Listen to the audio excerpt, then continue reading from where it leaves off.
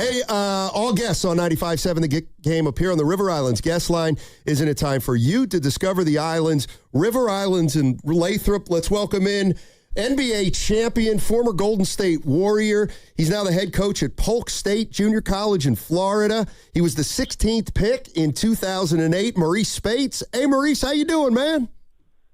How y'all doing? I'm good. All right. We're doing well. You know how much the Bay loves you. Mo. Yes, sir.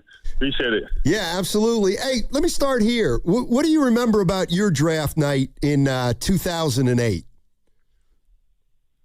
Man, just the whole process leading up to it.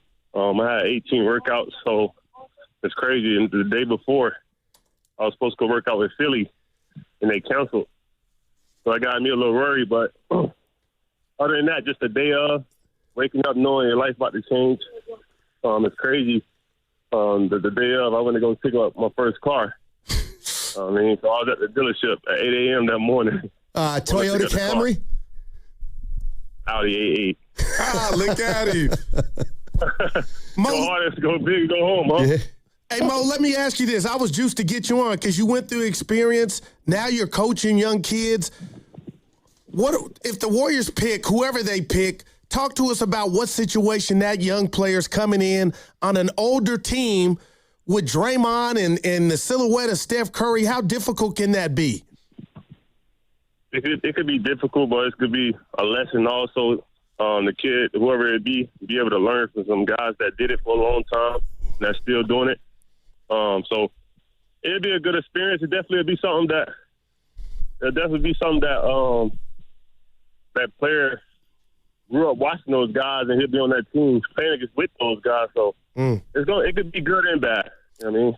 Yeah, Marreese Speights joining us on 95.7 The Game. Member of the 2015 championship Golden State Warriors team.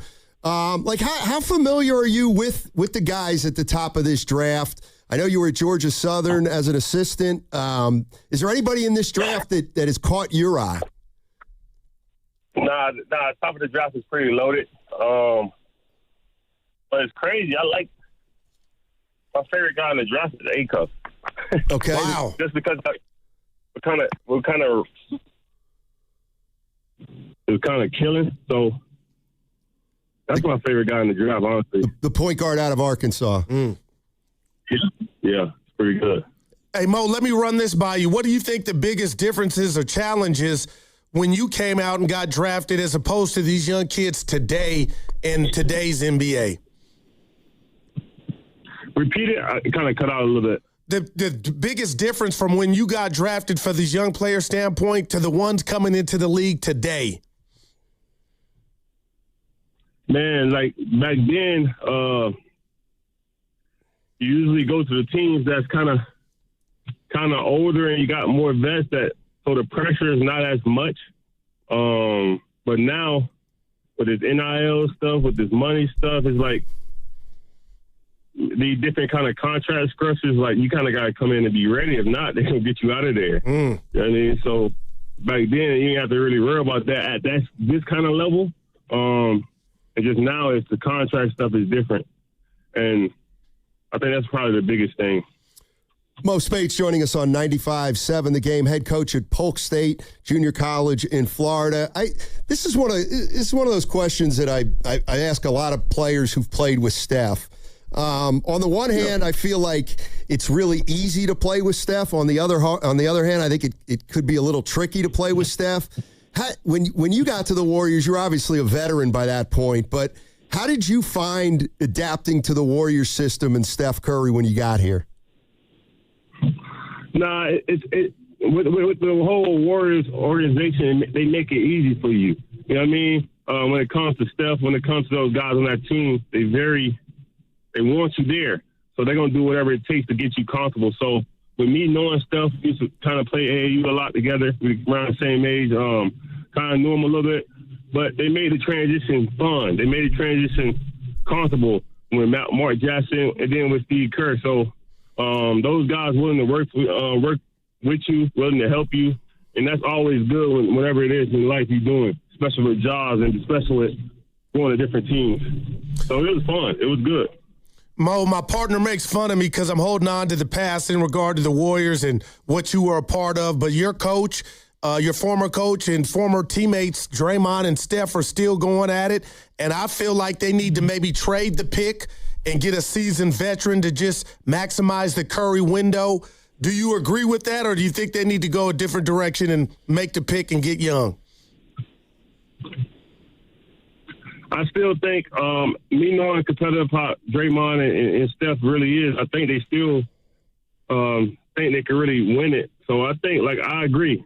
I agree with getting an older guy, some kind of way figuring that out, getting an older person in free agency, and then using that with the draft. So it could go different ways, but I know those guys ain't really want to throw that towel in yet either, though.